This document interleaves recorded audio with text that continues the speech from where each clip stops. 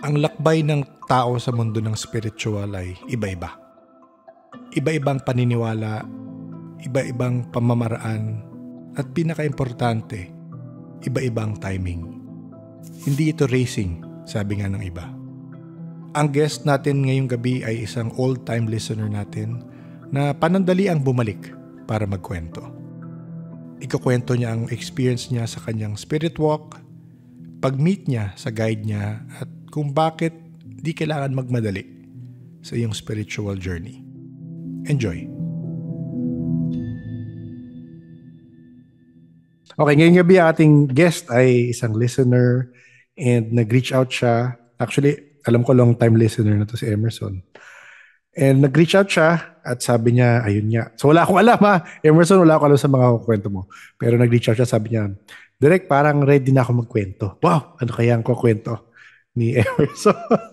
So Emerson, good evening. Salamat sa ano.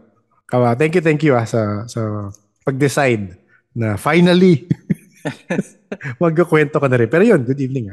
Pero kamusta na? Anong balita?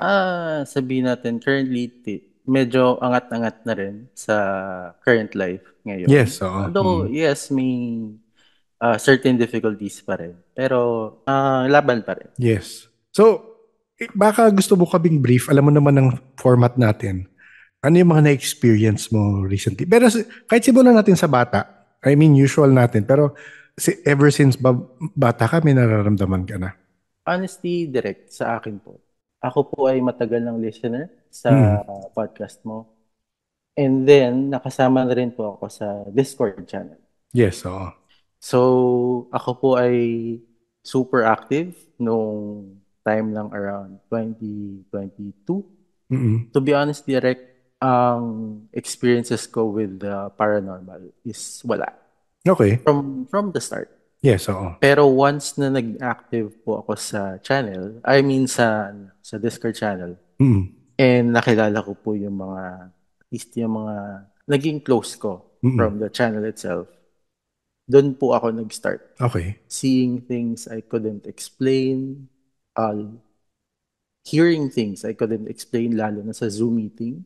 I Okay. know, alam mo yon. Mm-mm. Yun talaga yung experiences ko na hindi ko siya ma-explain as much as I wanted to make sense of what happened. Hindi ko talaga alam. Pero it made me more curious on ano pa ba yung meron sa paranormal. Ano yung nasabi mong seeing things? Yan, di ko alam yan. Ano yung seeing things that you cannot explain? It started out small, like in a Zoom meeting I had before. Mm. Meron akong friend na naka-background. So, Okay. supposedly, wala akong makikita sa background niya. Pero I was seeing specks of light or balls of light Mm-mm. sa tabi niya, hovering around her. Okay. So, I'd say maybe glitch from Zoom. Okay. Pero that was the first time na may nakita ako na it was weird. So eventually, let's say, mag-fast forward tayo. I mean, syempre ako naman, lalabas chismoso ko. Alam ko naman may na-experience kayo and uh, hindi na lang ako namimilit, syempre. Pero hindi ko rin alam. Parang for me, kung hindi nyo ikukwento, hindi ko tatanungin. Parang ganun. So, ngayon na nag-reach out ka na nga, tapos, ayan, sabi mo, magkukwento ka. Ano yung naging catalyst? Ano yung moment na parang na-feel mong, parang gusto ko na to kwento? Ano yung nangyari?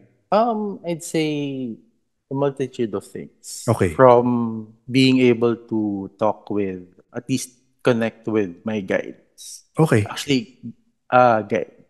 I was able to connect and talk with my guide through Spirit Talk. I think you covered this in another episode of yours.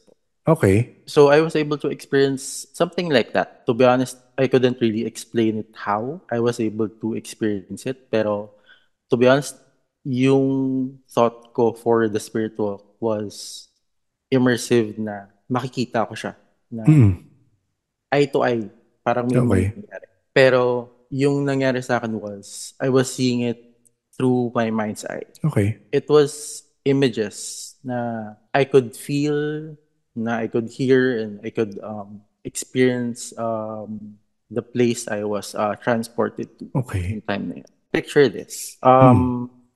The one who was guiding me told me to enter a door. And nung hinahanap ko yung door na yun, wala akong makita. Kasi I Mm. was looking at it na makikita ko through my own eyes. Pero once na natap ko yung sinasabi nung guide na go through it with your mind's eye. Parang paunti-unti, may parang imagery na nagpo-form sa mind's eye ko.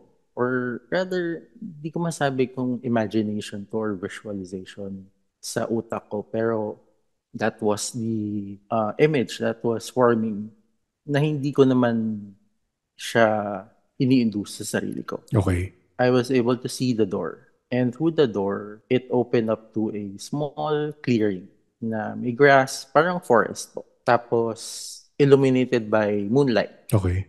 Hindi ko siya ma-explain, pero that was what I saw. And then, the guide told me to enter the door and through the forest itself. And then, I saw a big tree. Mm. Hindi naman siguro Yggdrasil or yung Tree of Life. Pero parang ancient looking tree. Okay. And then, behind that tree, doon ko nakita yung guide ko. Ano yung pwede mo kwento? I mean, hindi mo naman kailangan sabihin yung name or ano, pero ano yung guide mo? Sa pagkakita mo, in your perception. In my perception, si guide ay isang water spirit. Okay. I think it's a water elemental. Okay. So in my perspective, si water elemental ay isang female. Okay. Sa imagery or at least from what I saw from her, young woman, sabihin natin in her early 30s. Okay. From what I could tell, she was asking me, or in her eyes, she was asking me na, why are you here? Pero when I was talking to her through my mind, the feeling that I really got from her was, what took you so long? Okay. Tapos, eto na, parang si guide na mismo, yung banday ko, siya na po mismo yung nag-guide sa akin. She led me through the tree itself, Papasok, ganun. papasok sa tree. And then, pagka pasok namin sa tree, na-transport kami sa isang beach, devoid of people, anything. It's just a small clearing of sand and then the sea itself. Not sure where it is or basta through the tree yung beach na yun. Mm. And then she led me to the water. As in, lakad kami from the sand to the sea itself. Tapos medyo apprehensive ako kasi baka malunod. Yan. Okay. Pero she assured me na, hindi, you'll be okay. Basta, trust me. Ganun. Yung feeling na lumusog ako sa Tubig. dagat. Mm. Tubig itself. Naramdaman ko. Sa feeling ko na malamig yung tubig. Pero nakakahinga ako. Yun yung Kahit nasa ilalim ka ng tubig. nasa ilalim akong tubig. Mm. Pero alam ko nasa kwarto lang ako. Yung Okay. time na yun. Ayun, swimming. Swimming lang talaga sa ilalim ng tubig. Tapos, we came down to the seafloor. Tapos may pinapakita siya sa akin. She showed me black coral na ang sabi din ni guide, important yon na pinakita niya sa akin yun. Mm. Tapos, we swam further down. If you've seen Black Panther 2, yung Talokan, Oh, okay. yung in a way underwater paradise, Okay. underwater city, yun po yung nakita ko. Wala ko nakitang people from the city itself, or I mean water elementals from the city itself. Pero the feeling of Atlantis, ganun po Okay. yung Oo, oo. ganun po yung um, what I saw. And yung sa city ng people ni Namor, yun po yung parang vibe na nakuha ko from it. Okay. So, question. So Mm. parang, again, parang yung, kasi kay Namor, Namor nga yung pagkasabi kay Namor eh. Kay Namor, Opo.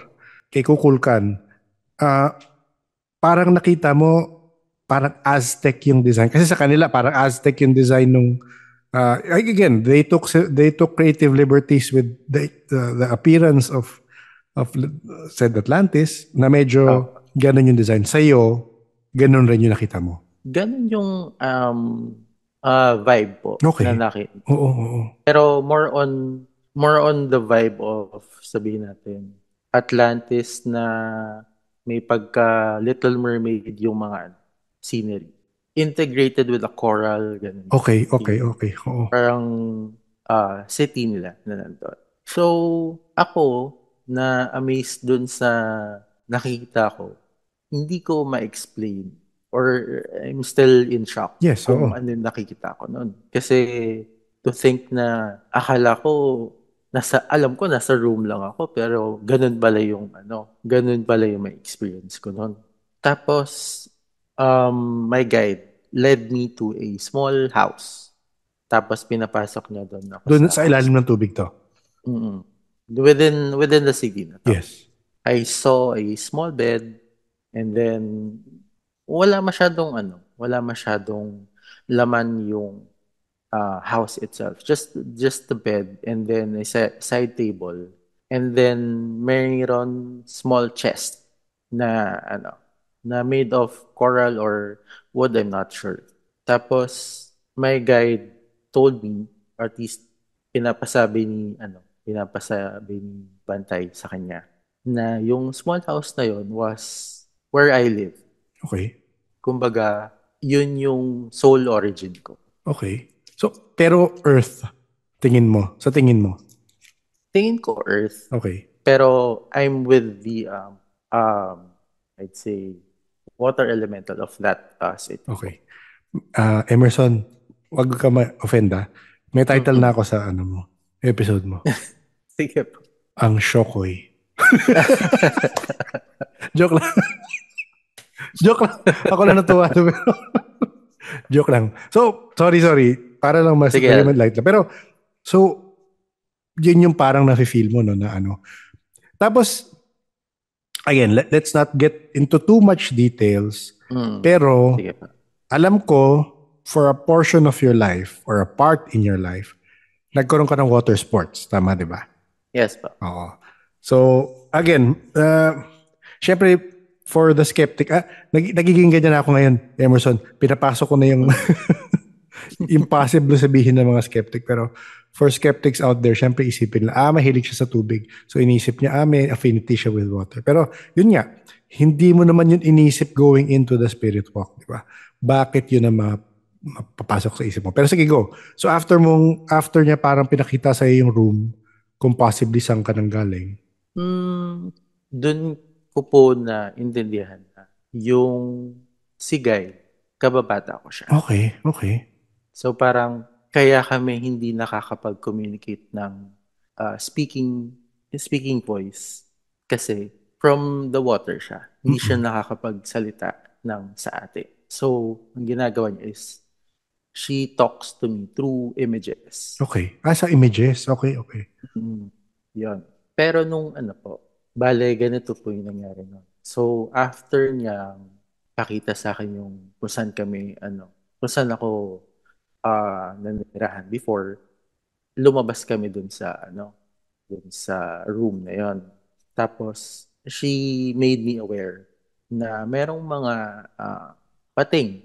As in, mga pating na nag-lurk around Mm-mm. sa city, outside the city itself. Tapos, sinabi sa akin ni guide, napansin mo ba yung mga pating na umiikot? Actually, opo. Napapansin ko na hindi kami nag-iisa. Okay. Kahit na alam kong walang tao doon sa city niya. Tapos sabi niya, yung mga pating na yun represents challenges you will face in the near future. Okay. Kaso, direct, yung mga pating na yun, sobrang dami. Sobrang dami. Sobrang Mm-mm. dami. Mm-mm. Like, more than hundreds yun nandun. Okay. So, ang ginawa ni guide, sabi niya sa akin, yung guide mo is willing to help you through all these challenges. Pero, she wants to know if you're ready to face them. So, ang gusto niyang gawin ko is to defeat every single one of the sharks na nandun sa harap ko. Pero may question ako. Up. So parang lumalabas, representation yon nung challenges, tama ba? Yes po, up.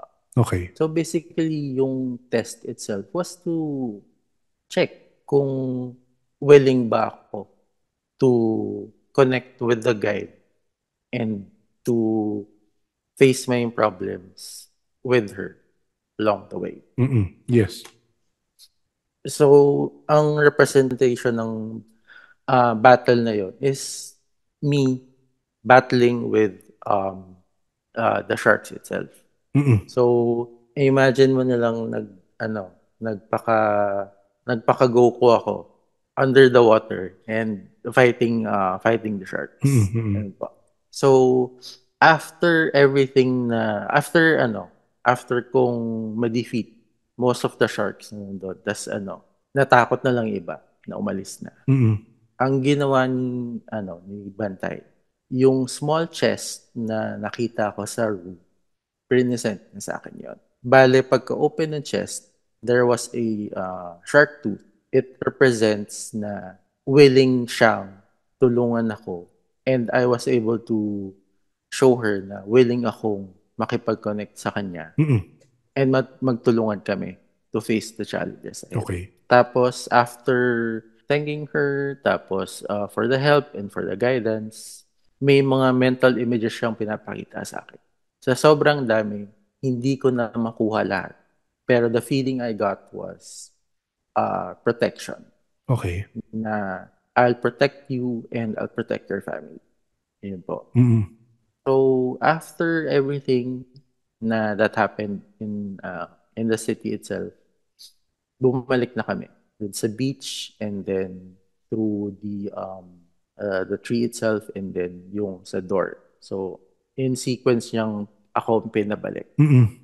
Kung ano yung significance kung bakit may sequence ako ang pinabalik dun sa kung saan ako nanggaling, hindi ako sure. Okay. Tinanong ko si guide kung mababalikan ko pa ba yung space na yon.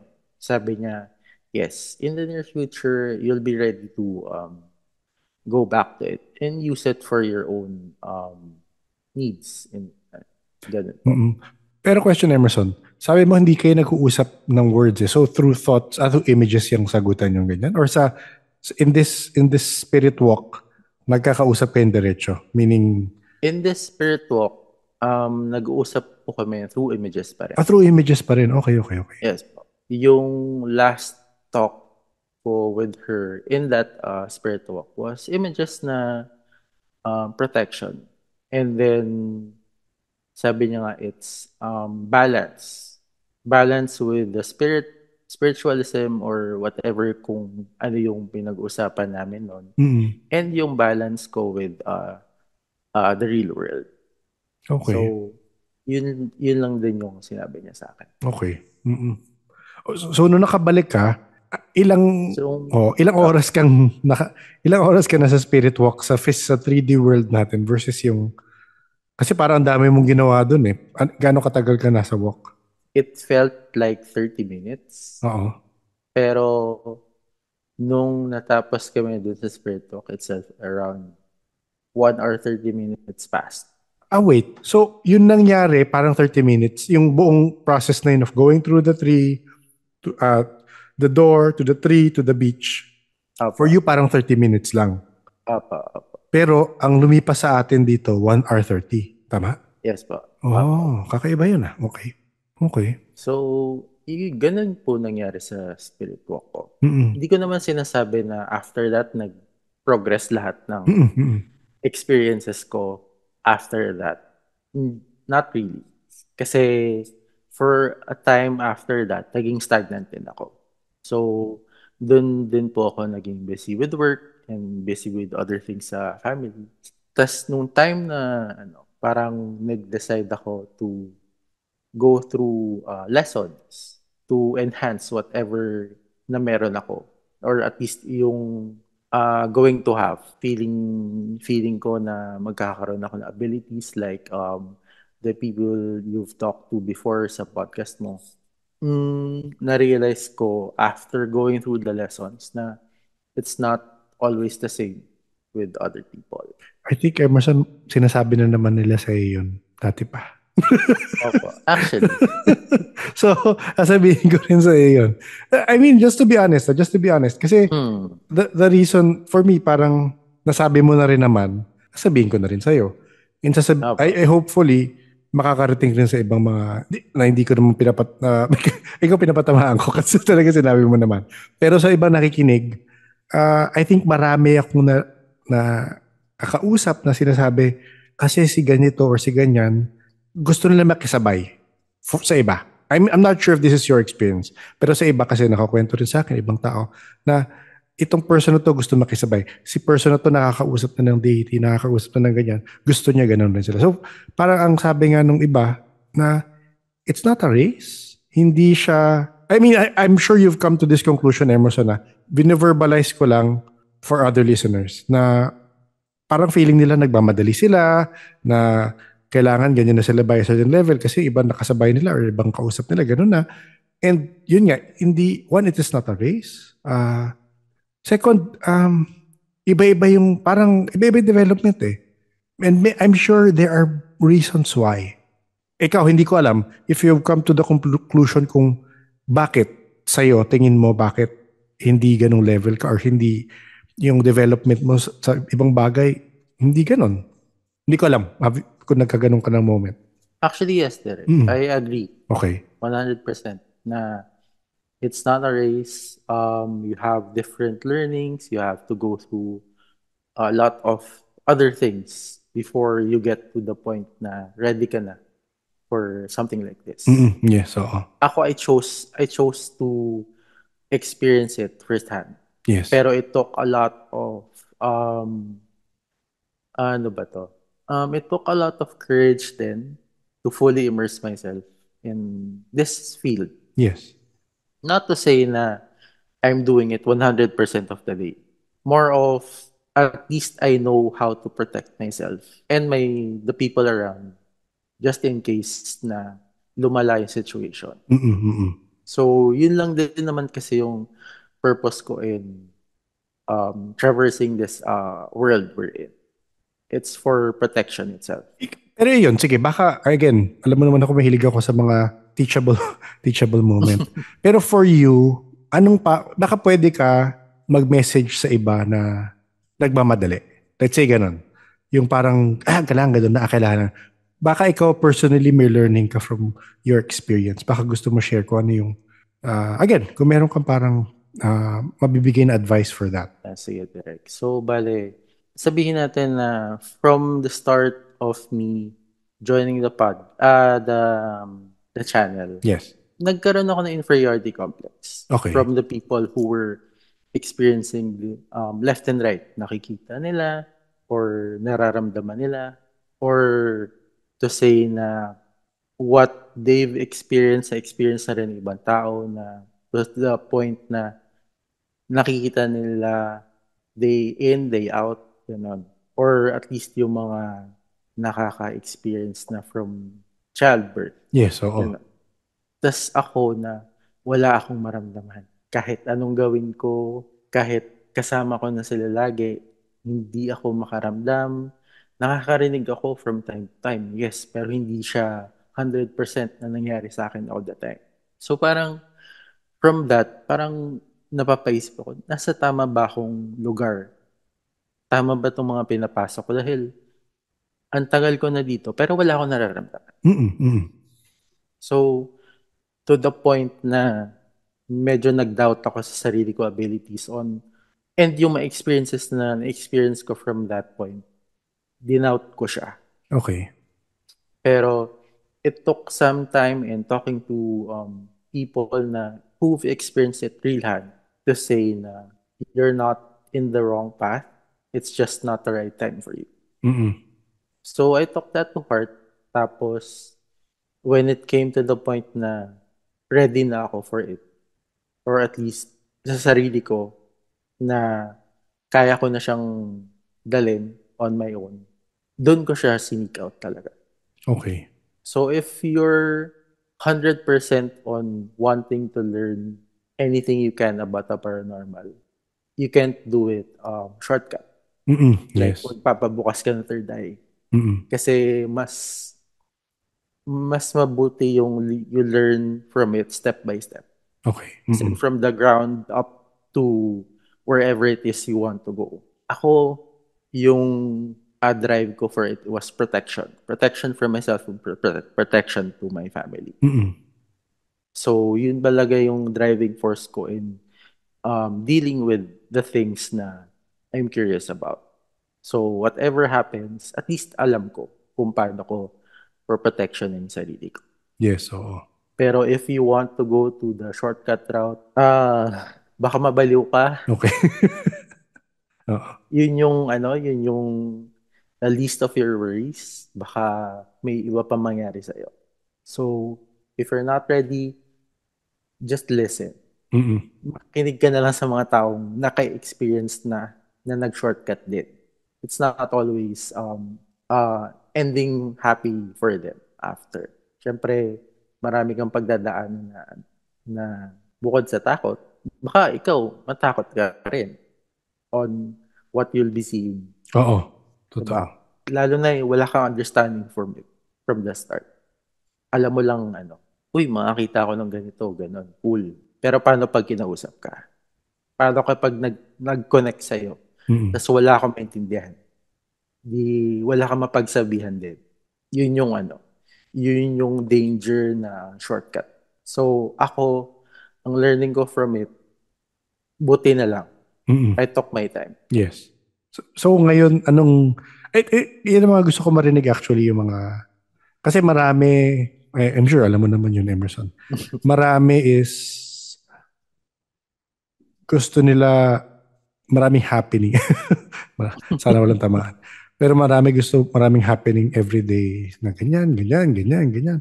Pero, ang nakikita ko kasi, marami sa inyo, kagaya mo, na hindi nyo naman gustong ganun. Gusto nyo lang maintindihan. Gusto nyo lang how to deal with it, with your day-to-day life. Pero ngayon, ikaw personally, papaano mo siya, I guess, hindi ko naman masabi nagagamit, pero papaano mo siya na i-utilize sa day-to-day mo? I'd say direct sa akin, I've learned how to protect myself nga, di ba? Okay, yes. And through, um, hindi ko naman masabi as rituals, pero may practices na na-learn ko from teachings na ito muna yung gagawin ko Okay. before I delve into whatever. Okay. So, I think may na-mention ka about protection from past episodes. Yes. And yeah, that's true. And yung natutunan ko is more on advanced na dun sa protection na yun. Okay. So, yun yung ginagamit ko from time to time. Hindi ko siya ginagamit always kasi um, may times na kailangan din maging free ka as a person, as a being, para ma-experience mo whatever may come your way. Kasi yun lang yung time na makakausap mo yung kailangan mo kausapin. Mm-mm. Okay. Oo. Pero so, ikaw personally, hindi ko alam kung share mo yung practice mo. Kung hindi, okay lang naman. Pero ano yung instances na nafe-feel mo, okay, magko-protection ako today, ganun. Mm. So, bale, ang lessons sa akin before was to practice it every day. So, may times na I would do it in the morning, tapos ano na yon, parang yung protection itself was good for 24 hours. Okay. Tapos may times na, pag may naramdaman ka na ayaw mo, dun mo lang siya gagawin. Yes, oo.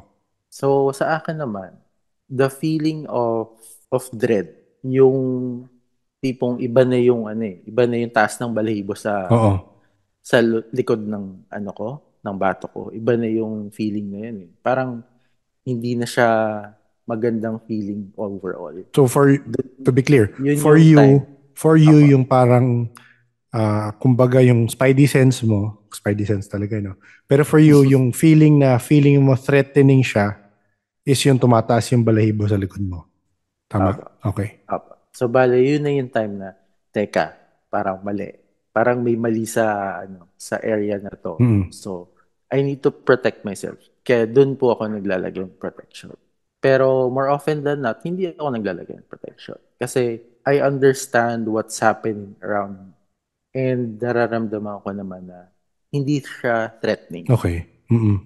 Kaya there's really no need for malalang protection. So, question. So, does that mean na nag-train ka rin for intuitive development, ganun? For you to train your intuition kung threatening ba to or hindi? Or it's just something you developed along the way?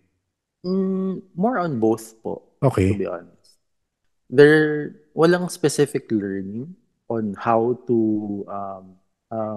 acquire yung 100% malito or 100% okay lang. Ano. Parang it comes with the experience na everyday habang nagiging more immersed ako dun sa lesson itself, parang nararamdaman ko na there's something different Okay. na to say na hindi. Iba yung feeling na threatening siya or hindi naman threatening pero hindi siya positive sa akin. Okay. Tapos may times naman talaga na wala kang mararamdaman.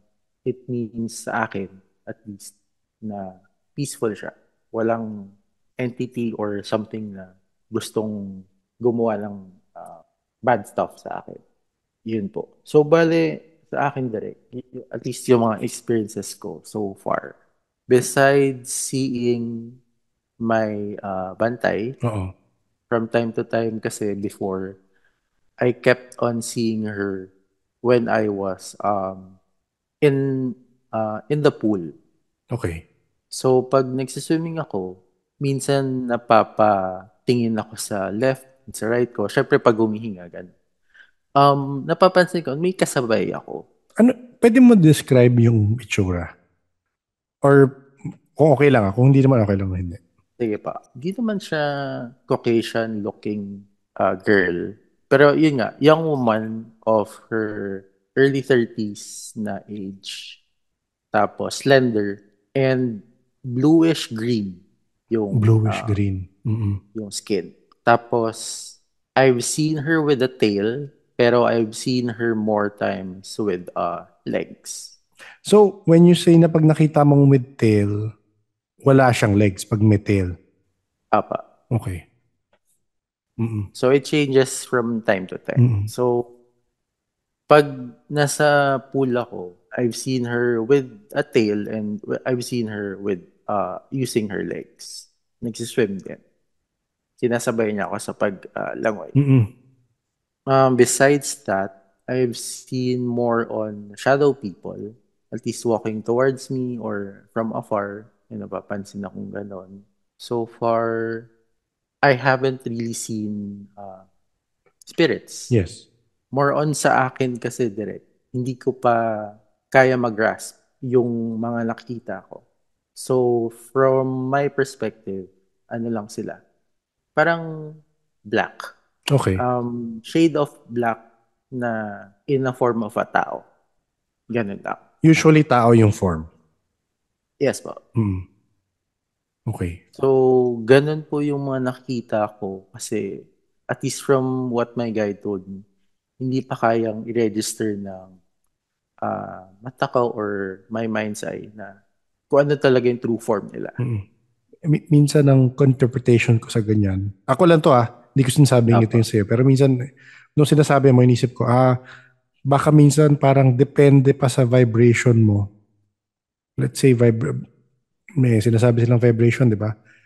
Na wala ka pa dun sa tamang frequency para makita sila as kung ano pinapakita na. Kasi parang may naalala kong kwento, past guest rin, di pa namin na-record syempre, pero kwentuhan lang, na sabi niya, siya tinatry niya yung mga meditation tsaka yung ginagawa ng CIA na anong tawag dito? Na experiments with regards to meditation.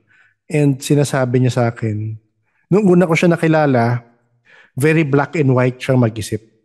Meaning, unfair yan. Bakit ganyan nangyayari? Bakit may mga namamatay na bata? Bakit ganyan, ganyan, ganyan?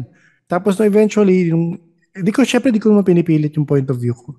Pero sinasabi ko na gray area. Ang daming gray area sa mundo. Masyado lang tayong let's say, na condition na mag-isip in black and white. Good and bad. Pero maraming gray area sa mundo. And yun nga, for me, parang in-explain ko sa kanya, hindi ko naman pina-force. Feeling ko eventually, parang mas nag-accept siya sa ganun. Tapos kinukwento niya na, alam mo, iba na yung nakikita ko pag yung ginagawa niya nga yung Monroe tapes ba? Or Monroe Institute, something eh. Kalimutan ko. Pero through meditation, sabi niya, iba na nakakita ko ngayon na dati hindi ko nakikita pag ginagawa ko to. So feeling ko parang ganun na parang until you get to a certain point with your perspective, with your disposition in life, meaning hindi ka natitrigger sa maliliit na bagay, hindi mo na pinapansin yung mga, kunyari, let's say sa office or sa kalye ka or sa mga kamag-anak mo, kung meron kang toxic na kamag-anak, pag na mas hindi mo na, alam mo, hindi ka na nagpapatrigger sa ganyan, ganyan, ganyan. Merong sinabihan, tumaba ka ba? Or, ganyan ka ba? Sa office rin, kung madali ka ma-trigger sa mga ka-office mo, parang, for me, yun, parang it is vibrating in a higher frequency, meaning you're letting go of the smaller things in life that really do not have a bearing on your development as a person, as a soul. Parang ganun. So yun, tingin ko parang ganun siya. Hindi ko sinasabing same sa'yo, Emerson. Sinasabi ko yung sa isang past guest na nakausap ko. Parang ganun. So hindi ko alam if connected na. Kasi baka sabihin mo, fina-force ko yung Hindi naman direct. Oo, pero baka ganun. I Pansinin understand naman. Pansinin mo. Oo. Opo, actually, totoo naman po. Bale, coming in from the mundane, alam mo talaga na black and white is good or bad. Yun lang naman. Pero nung na-delve deeper po ako sa paranormal, doon ko po nakita, it's not always that way. Yes. Hindi ibig sabihin na black yung thing, evil na siya. And yung white, hindi naman always good. So yun po yung nag-develop sa akin na nakatulong din na to say the least na pag sabihin natin yung walking through dark alleyway, sabihin mo, ay, masama dyan, ganon. Yun po yung na-condition na sa atin na hindi, huwag kang dadaan sa mga ganong lugar kasi usually doon ka ma-hold up o doon mangyari yung masamang bagay. Pero it's not always like that now. Parang yun pa nga yung yun pa nga yung way na peaceful, wala talang manggugulo sa'yo, diretso lang ilakad mo. Yes, so yung may ilaw pa nga, yung marami pang lalapit sa'yo na kung ano-ano, manghihingi ng something. May tanong ako, weird question, Emerson. Sige pa. Honestly, hindi ko alam ano yung belief system mo before. O di ko natatanong sa'yo. Pero ngayon, paano siya meron bang shift? Meron bang adjustment sa belief system mo? Lumakas? Nagiba? Since nag-start ka to think about the paranormal. Apo. Bale, ganito na lang direct. To be honest, before po ako nag-start is born again po ako. Okay. And until now, born again pa rin naman po ako. And non-practicing since schedule din sa work and whatever, sa family din. Pero I'd say mas naging believer din ako kay God itself. Kasi there are things that's happening in my life right now na I know na the universe sets it at the right time. Yes, for you. So it's more apparent now as it was before. Yes, oo. So mas nag-strengthen lang din yung faith ko for him. Hindi, wala naman nagbago or hindi naman siya nag-diminish over the time na I've immersed in the paranormal. Kaya yan yung, gusto kong nasabi mo yun. Kasi, again, sa mga nakikinig, hindi ako nag-force ng aking belief system sa iba't ibang tao. Pero, gusto ko yung nasabi mo because marami, I'm sure merong listeners, hindi ko alam kung iilan, ilang percentage. Pero may mga listeners na nakikinig pero natatakot sila dahil baka pag pinakinggan nila yung mga kwento ng mga tao na nakaka-experience, magdi-diminish yung faith nila or mawawala yung faith nila tapos. Mm. And yun yung fear and yun yung sinasabi ng iba na huwag ka makikinig-kinig ng mga ganyan kasi sa, sa demonyo yan, sa ganyan yan, sa ganyan yan. Pero Mm. for me, sa totoo lang marami akong nakakausap na it strengthens their faith. Mm. Because it makes them realize na there are things out there we do not understand. And ako personally, before going into the podcast naman, ako ganun ako. I believe in a higher power. I believe in a source. And again, sa mas nakiririnig ko mga experience ng tao, it is strengthened. Parang it supports it. So for me, yun nga, again, magandang take yun na nasabi mo yun. Hindi ko kailangan sabihin na, pero ayun. Weird na. Sorry. Also pala, direct, Yes. add ko na lang din. Through the lessons I've learned, meditation is the start. Yes, oo. So, to be honest, yung meditation na tinuro sa akin, it was hard. Okay. Kasi, yung alam natin na meditation is yung may parang mantra na sinasabi, tapos think of happy thoughts, ganyan. Mm-mm. Pero yung tinuro kasi sa akin was to empty my mind, Empty your mind. Yes, yes, yes. which is harder than you think. Yes. Nung una ko siyang trinay, ang dami kong iniisip or naiisip na biglang pumapasok sa akin. Mm-mm. Nadi-distract ako dun sa ginagawa ko. Hindi ko siya magawa ng maayos. Pero when I was able to, dun siya nag-start to develop para sa akin. Develop in a way na I'd say part of me or at least at sa akin nakapag-astral na ako. Mm-mm. I'm not sure kung anong itsura ko nung time na yon. Hindi siya out of body experience for me. More on images na biglang pumapasok sa akin without my own accord of thinking of it. Ganun po yung Yes, oo. experience ko. Eventually, I want to make an episode about meditation and yung different practices ng tao. And again, nasabi mong empty your mind, di ba? When you start, yung meditation practice mo na mas mahirap nga na empty your mind. Meron ako nakausap na sana hindi siya nakikinig. Meron ako nakausap. I mean, hindi siya ma-offend naman. Pero for me, yun yung point of view niya. Christian siya. And nakwento ko sa kanya to, briefly. Tapos sabi niya sa akin, ang ayaw niya lang daw gawin is meditation. Sabi ko, bakit? Sabi niya kasi, siya, let's say very religious siya with his practice sa pagiging Kristiyano. Sabi niya, kasi yung turo sa meditation, empty your mind. And meron daw saying sa Bible, hindi ko alam, pasensya na, hindi ako nagbabasa ng Bible. Meron daw saying doon na, pag walang laman yung mind mo, makapasukan ka ng masamang elemento o ng demonyo, ng gano'n. Sabi ko, hindi naman siya gano'n. Parang in-explain ko rin sa kanya na, hindi ka makapasukan kung ayaw mo mapasukan. Parang gano'n. Pero syempre, Totoo. meron na siyang sariling belief system na so parang dinisregard niya for yung sinabi ko yun. Pero sa kanya, so sa ibang tao, isa yun sa mga kinakatakutan nila na with regards to meditation na kailangan mo empty yung mind mo bago ka mag-start.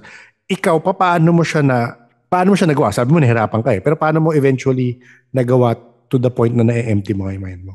It took what? A week or two Mm-hmm. before ko siya ma-empty talaga.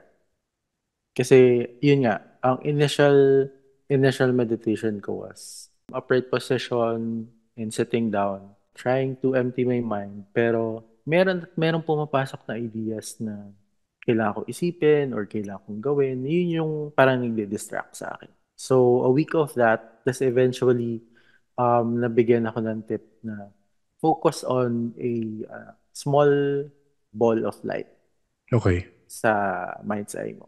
So, that's where I started from. Nung time na nagagawa ko na siya, meron ako nakikita ball of light. Nakikita ko na it was vibrating. Okay. Tapos, from then, doon ko naramdaman na it was quiet all over. Parang nagda-dance around lang yung yung ball of light na yun Okay. sa mind's eye ko. Succeeding meditation na ganun pa rin yung ginagawa ko. For some reason, naririnig ko na yung mga usapan ng ibang tao from houses away. So, Neighbors ko so usually, nang mamarites ka. parang ganon direct, pero hindi ko sinasadya. Pero yun nga, again, Apa. susingit ko lang dyan, maraming nagagalit sa ganyan eh. Mm. Maraming nagagalit na, pinakinggan mo ko ba with your thoughts, sumilip ka dito, gumanyan ka dito. Sometimes, it is unconscious na nangyayari. Yes po. 'Di ba? Similar to what you Yes. experienced. And so, minsan, let us not be quick to blame. Dahil, Mm. minsan, unconsciously, nangyayari. Apa. Ang layo, ang ano na lang diyan, ang thing na lang diyan is paano mo i-discern kung conscious or unconscious yung ginawa. Yun ang mahirap kasi lahat yun Yes nasa po. astral, 'di ba? Mm. Mm. Totoo po. Sorry. So yun yung ginagawa mo. So unconsciously naririnig mo na yung kapitbahay mo. Thoughts or salita nila? Salita. Okay. Yung mga pinag-uusapan nila sa bahay mismo. Normally, I wasn't really here Okay. sa bahay ko. Oo. So, ganun po yung nagiging experience ko. To the point na eventually, it turned to images. Okay. It was random images na biglang papasok. Minsan merong spirit na gusto makipag-usap. Pero sabi, parang nakikipag-usap sa akin. Pero sabi ko, hindi ko maintindihan. Oo. Wala akong matulong Pero sa'yo. sa Parang astral to, ganun. meaning hindi yung live na nakikita mo at na gusto ko usapin. Yes po, sa astral po lahat.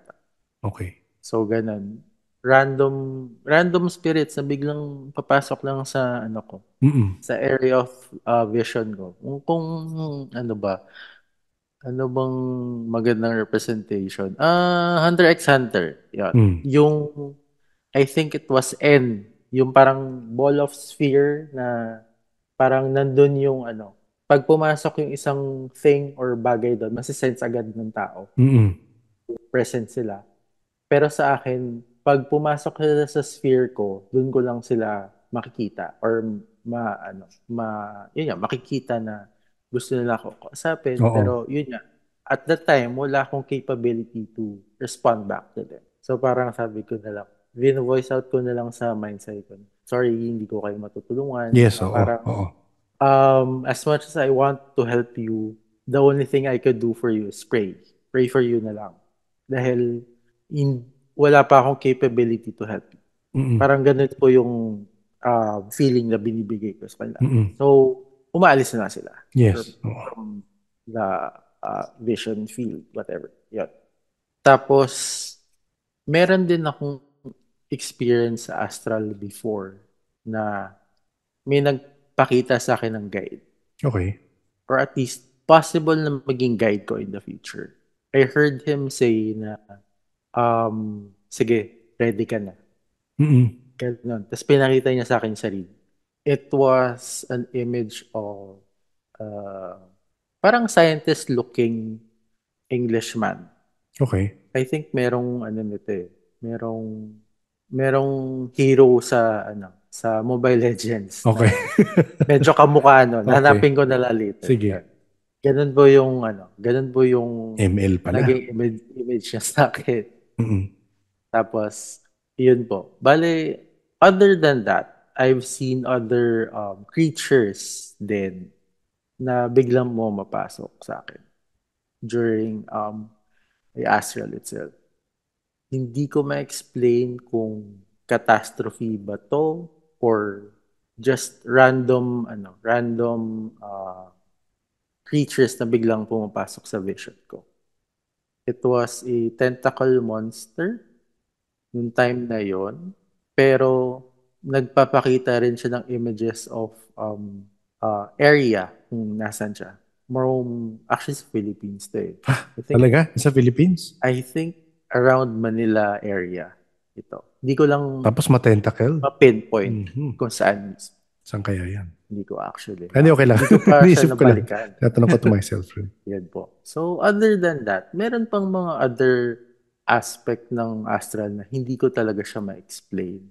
Gaya Kasi, ng, parang pwede mo ikwento lang. I mean, interested sige rin po. ako, parang ano kaya nakikita nyo nga. Mm. Hmm. So, bale ganito, Direk.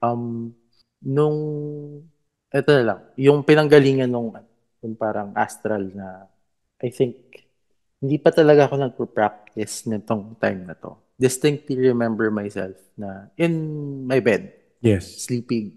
Alam ko, I was sleeping, pero I was seeing yung vicinity ng room ko. Okay. Pero alam ko I was sleeping. Yes, oo. Kasi alam ko sarado talaga yung mata ko, pero I can see everything. Mm-mm. Tapos, for some reason, yung ano ko, yung vision ko was from me lying down, pero facing up to the ceiling. Ganito. Ang nangyari nun, may biglang dumungaw Okay. na shadow. Nakatingin lang siya sa akin noong time na yun. Tapos, I heard 3 knocks. Pero yung pagkatok niya na yun sa akin siya kumatok. Okay. So, ding, ding, ding. Yung pangatlong ding, nagising ako bigla. As in, mulat no, ano, Mm. alam ko na na Mm-mm. mulat na ako. So, nagtataka ako, ano yun? Ano yung nakita ko? Parang doon siya nag-start. Okay. Noong time na nag-astral na ako, at least, I think nag-astral na ako noon. Medyo fairly recent lang. Sabihin natin mga 2 months ago po. Noong time na yon, marami na akong alam. And then, I was able to, alam ko, my usual ritual was to put up the protection, tapos tsaka ako magbe-meditate, and then astral. So yun po yung naging procedure ko. And then, during that astral itself, nakita ko na naman yung sarili ko sitting down where I was situated in before yung meditation. Yes. Nakita ko yung sarili ko nakatingin sa window. Tapos, may shadow na naman na nakatingin din sa akin. Okay. Nagtataka ako, bakit nangyari na naman to? Nag-consult ako sa sa teacher ko. Tapos sabi niya, rumekta ka sa rumekta ka sa plane ng astral bigla without protection. Mm-mm. Tinanong niya kasi akong nag-shielding ka ba, nag-protection ka ba before meditation? Sabi, yes po. Ginawa ko po lahat ng procedure natin. Sinabi niya sa akin na pag nakatingin ka sa kanila, alam nilang nakatingin ka and titignan ka rin nila. Mm-mm. Parang, ang tawag doon, saying na yun, if you see them, they see They you. see you. Oh. So, nagtataka, anong ibig niya sabihin? Alam ko po, nagme-meditate lang ako, pero bakit ganun yung nakita ko? So, maybe some level of plane na hindi ko pa ma-register sa sarili ko, na hindi ko pa ready, kaya hindi pa nakikita ng sarili ko yung totoong formula. Oo. Kaya medyo hindi pa ako ready for it. Kaya ganun lang Mm-mm. nakita ko. Wag mo na rin anuhin. Parang, actually, I think nasabi ko na rin yun sa ibang episode, once or twice, na kung meron ka pa rin, I mean, it's not bad to have it. And iba-iba naman ang development ng tao sa fear. Pero, if you still have that fear, if meron ka pang fear in seeing, experiencing, communicating, kung hindi pa siya na-master, meaning, oh, ano yun? Okay. Parang kaya mo Mm. mag-shift na okay, takot ka, nagulat ka, okay. Tapos kaya mo mag-shift. I think, parang yun eh, na ano ka dun eh, na nakokontrol ka pa nun eh. Oo. May pwede pang gumulo sa'yo. So parang I feel na until you overcome that, wag ka rin muna mag-eksperimento. Parang ganun eh. So hindi ko alam if ginagawa kung ginagawa mo na yun. Bale, ang comment din sa akin nun was a friend of mine na napagkwentuhan ko. Siya naman, sabi niya sa akin, nakita ko yung nakita mo. Mm. Sabi niya sa akin, yes, nag-put up ka ng protection.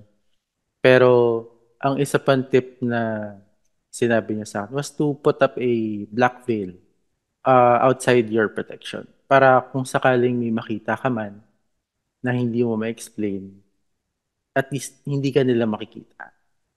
Okay. So, parang a secondary protection. to my protection. Para hindi naman sabihin na nagmamarites ako ng unconsciously sa kanila. Oo. So, gano'n. Ay, yung sabi ni Naku, yes, si Nathan, yun po yung itsura nung guide na nagpakita sa akin. Oo. Si Nathan ang name, Nathan. Yan pa. So yan, sa mga nag-ML dyan, alam nyo na. Alam nyo na. Ayun. So, I'd say direct so far, yun pa lang naman yung na-experience ko. At least coming from no experience to this kind of experience. Actually, yun, oo. So yun nga parang for the people listening, diba parang kung gusto mo rin parang ma-harness, similar sa'yo, na tinatry mo siyang inaaral mo siya, pinapractice mo siya. Pero diba, yung parang, kumbaga, iba-iba talaga yung development schedule. Lagay na lang natin sa ganung word. Development schedule ng tao. And hindi mo siya mamamadali, di ba? And feeling ko talaga may reason Feeling ko talaga may reason kung ba't iba-iba ang schedule. One, it could be, yun yung ano mo. Yun yung naset sa'yo. Kung napakinggan mo nga yung mga episode na about predestination, it could be that, feeling ko. It could have been your higher self telling you, okay, nga dito lang. Ito lang experience mo this lifetime. May iba naman, ito mas ma-experience mo. So, we cannot explain these things with our perspective, current perspective, di ba? So, yun yung feeling ko. Pero yun, thank you pa rin, Emerson, at nag-share ka na, ayun nga, medyo kakaiba nga yun sa biyahe mo sa underwater city. So, episode title, Boy Shokoy. Joke lang. Pero ayun. Thank you, Emerson. Salamat at nag-share ka. Sure po, direct. Sana may mapulot rin yung ibang nagmamadali. Nagmamadali sa kanilang mga Ayun. Emerson, maraming salamat ulit sa pag-share ng experiences mo. Nung huling usap ko kay Emerson, sabi niya busy siya sa mundane life. Hindi siya masyado paligsahan sa iba. So yan, focus siya sa kanyang 3D world existence. So sobrang tempted talaga ako. Sabi ko nga sa kanya, i-title na Boy Shokoy ang episode. Pero baka isipin nyo, masyadong joke yung episode. So ayun na lang. Mas totoo naman yung kanyang spirit walk experience.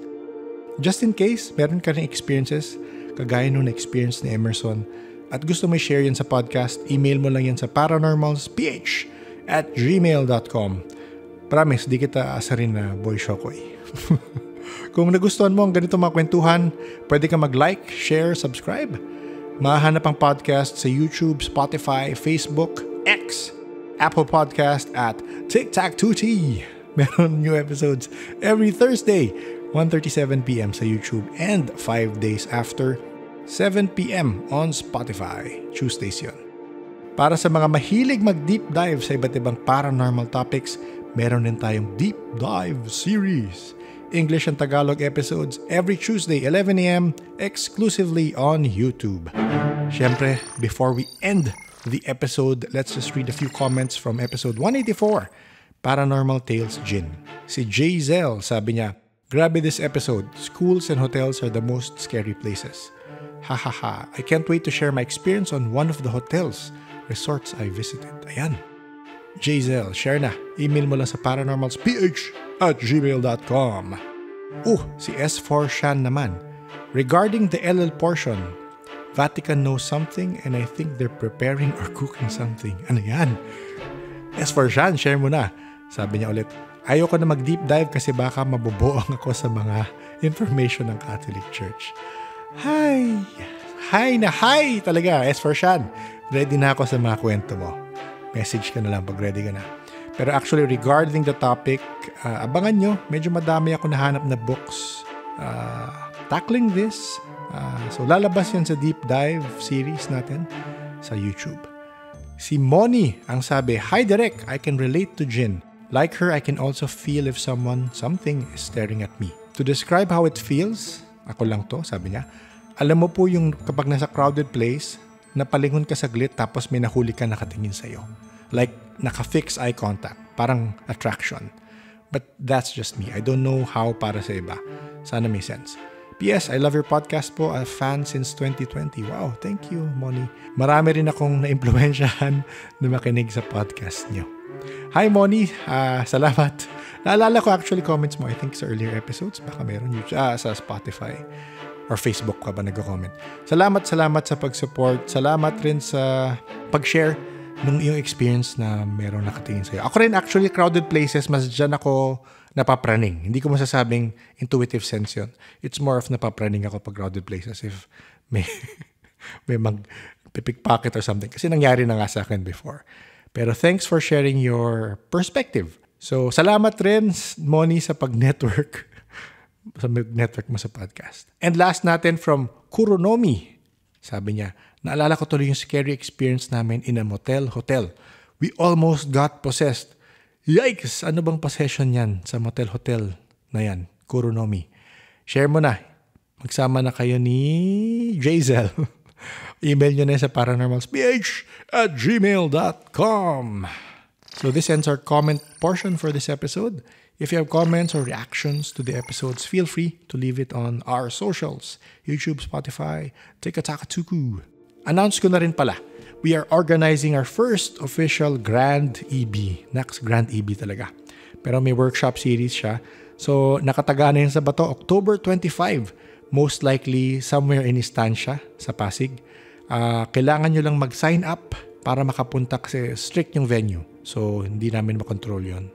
Magkakaroon rin tayo ng live this September sa Facebook and YouTube kung saan papag-usapan natin yung event and ayun, mag-uusap si Coach John at si Aling Jojo ang ating mga mag-hold ng workshop sa October 25. Abang na lang kayo sa socials for more information. Ayun, kasi inaasikaso ko pa yung materials natin. So, before we adieu, I shall shout out our Paranormal Patreons and coffee supporters. Thank you. April, Aryan, Z, Biker Mama, Emrys, J3, Justine, Laura, Leia H, Mark, Kent, Yad, Hotaru, JRS, Janelle, Chris, Francine, Fallen, Joe, Kim, Leia J, Jella, Amy, Eleanor, Gracie, and Ready Set. Patreon is one of the main ways you can support the podcast. In case you want to know the perks like joining calls months before the episodes come out or getting episodes 1 or 2 weeks before it comes out, you can check the links in the show notes. The Paranormal Podcast is engineered and produced by F90 Productions. Maraming salamat ulit sa lahat. Please stay safe.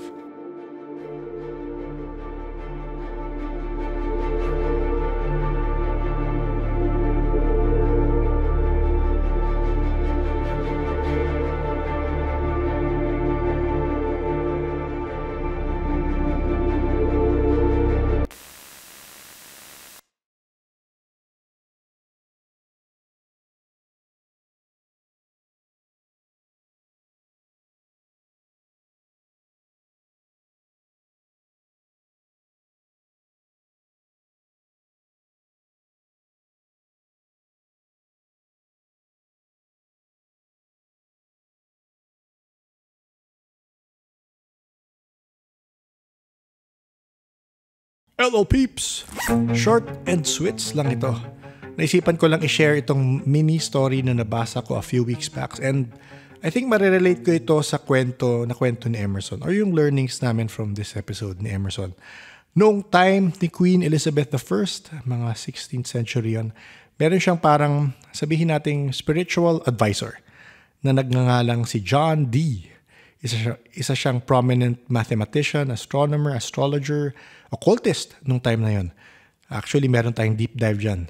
Link nun nasa show notes. Anyway, nung nag-experiment itong si Parang John at nung kaibigan niyang scryer na si Edward Kelly sa mga channeling nila, may na-channel silang entity na nagsasabing siya si Metatron. Na eventually, nalaman nilang hindi pala talaga yun si Metatron. Pero yun nga, dahil may sumagot at syempre, naniwala sila agad. Syempre, hindi ganun ka-simple yung kwento. Madami pang nangyari. So, research nyo na lang yung case of false Metatron ni John Dee para malaman niya yung actual details, yung timeline kung ano nangyari. Anyway, nabanggit ko lang yan dito sa LL kasi minsan, hindi ko nila lahat ito. Pero minsan, just because may sumagot at may nakipag-usap sa inyo na entity, sa pagmamadali nyo, sa inyong spiritual journey nga, nawawala minsan yung critical thinking. Tanggap na lang ng tanggap na, tama, kasi nga, baka may mga nasasabing katotohanan yung entity. And just because you are getting correct information, that does not automatically mean you are talking to the actual being that is saying it is that being. Tandaan natin, and I think na-mention na to ilang times, they are not bound by space and time. So kung possible na future events yung tanong mo, masasagot nila. Or kung ano yung mga iniisip ng kapitbahay mo, masasagot nila kasi again, they are not bound by space and time. So most likely, tama yung info nila. So just because tama yun, maniniwala ka, totoo siya nga to kasi tama lahat na sinasabi niya. O tumutugma. So, ayun, going back sa learnings namin ni Emerson, nakikiepal ako sa mga kanya-kanyang spirituality nyo, be discerning. Be discerning. Apply critical thinking. At naalala ko actually, yung na-mention ni Miss May dun sa Binhi ng Tala na episode, make sure it resonates with love. Yun yung nasabi niya. So again, baka sa inyo iba yung pagka-approach nyo, pero you get the thought, you get the idea. Kung naalala nyo na kwento nyo dun I think doon yun. Pero yes, I think nakwento nyo dun sa episode na yun. Merong mapanling lang na entity na parang kumausap sa kakilala niya. And nung nalaman ng entity na information yung habol nung kausap niya, bigay ng information na credible naman. Hindi mo credible. Sabing credible kasi spirit yun. Natama naman, sabihin natin gano'n. Natama naman yung binibigay ng entity na information. Pero yun pala, they found out eventually, iba yung intention ng entity. Diba? So just because nakukuha mo yung gusto mo, doesn't mean yun. Siya yun nakakausap mo. Diba? So again, be discerning. Be discerning. Mas malalaman nyo yan kung mas critical yung mind nyo sa mga details at mga bagay-bagay. So wag gumaya kay John D. Yun ang message. Maging mapanuri hanggat sa kalingkingang detalye. Ayan. Ingat sa lahat. See you next week.